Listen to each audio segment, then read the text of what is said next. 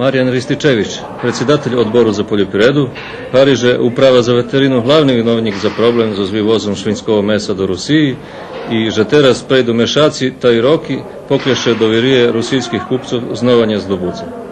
On vyjavil i že za toto najľahčejšie obviniť z dospelých produkovateľov i jednu malú remeslnícku kľaňu.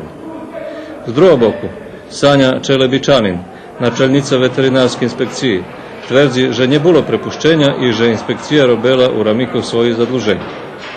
Rističević zažljem tvrdzi, že inspekcija dlužna kontrolovať produkovateľov, co očihľadno ne zrobila i že Rusi davali i 2 mešaci času, že by še nepravilnosti vypraveli, ta až keď nič nezrobene, zabranili uvoz. Z trecého boku, u zvitu Rusijske federálnej služby za veterinárske nadpatranje, konstatuješ, že naši inspektore nemajú potrebné znanja o veterinársko-sanitárnych výmohoch i normách Rusijskej federácii i že konstatovaných rišky švedoča o nedostatočnej kontroli z boku veterinárskej služby Srbije.